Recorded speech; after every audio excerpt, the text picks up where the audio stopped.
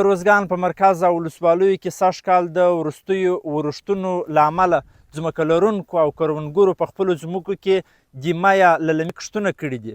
کروندګر وايي سږکال وروستي اورښتونه د دې لامل سوي دي چې د دوی د وچکالۍ اندېښنې ختمې سي، خو له دولت او مؤسساتو څخه غوښتنه کوي چې د دوی سره دې د کیمیاوي سرې او روزنې په برخه کې مرسته وکړي. یو شمېر کروندګر یې په اړه وایي که د باران دپاره ګر سره دغه کړي دي کرلي دي د هغه نه برمه سته نه بل شی سته نه اوبه سته د باران په وجه باندې نور خو ښه بارانونه سته انشاءالله باران کېږي خدای پاک دې وکړي چې نور بارانونه هم وسي. د حکومت څخه مو دا هیله ده وروره جانه چې زموږ سره کومک وکړي موږ ته دا مسله کوډ راکړي کوډونه دا کښتو دپاره راکړي په ټوله ځایو کې یو دغه زموږ ځای پاته دی چې خلکو نه حکومت کومک را سره کړی دی او نه بل کومک را سره کړی. ما غنمو کرلي دي اکثره ځایونه کره سوي دي نو موږ د حکومت څخه دا غوښتنه ده چې په آینده کې زموږ سره کومکونه وکړي د سرو د نورو د دواو نور الحمدلله ډېر راضي. 15 کلن سید رحمان آغا د ترینکوټ ښار په شمال برخه کې سږکال پراخه ځمکه للمي کښتونه کړي دي چې د تېرو څو کلونو وچکالۍ له امله شاړې پاتې وې.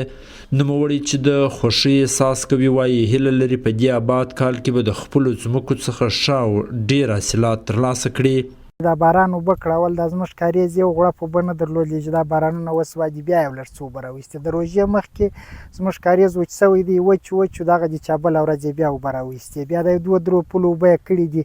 بس نو موږ د الله څخه ډېر راضي یو خو د حکومت څخه دا غوښتنه موږ لرو چې موږ سره څه مرستې وکړي د کیمیاوي سره راکړي څه کومک وکړي دا زموږ په وس نه دي ځکه چې دا ډېره ګرانه ده. د روزګان ځایي مسوولین وایي دغه تېر څو کلونه د سږکال په څېر اورښتونه نه وه سوي او هیله لري چې سږکال به په روزګان کې وچکالي په بشپړ ډول ختمه سي. هغوی وایي تر اوسه یې کروندګرو سره په ډېرو برخو کې مرستې کړي دي او ډاډ ورکوي چې راتلونکي کې به هم خپلو مرستو ته دوام ورکړي. ولایت کې للمي کښتونه سوي دي او چې له دې ورښتو سره د بزګرانو هیلې هم راژوندۍ سوي دي او بل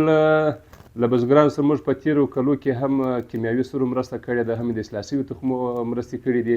او هم د ټریننګ یا د عامه پوهاوي په هکله باندې هغو ته ټریننګونه ورکړي دي. نو په دا اوس را روان کال کې هم موږ دا پلانونه لرو چې دوی ته کیمیاوي سرې ورسوو او دوی ته عامه پوهاوی ورکړو او دوی سره په د کښت یا د کروندې په هکله باندې نورې مرستې وکړو. د مسوولینو د معلوماتو له مخې سږکال په دغه ولایت کې د اورښتونو اندازه نږدې 173 ملي متره ته رسېدلې او د آباد کال لپاره اړینه ده چې 70 ملي متره نور اورښت هم وسي. امله ولسمالو امیدرادیو روزګان.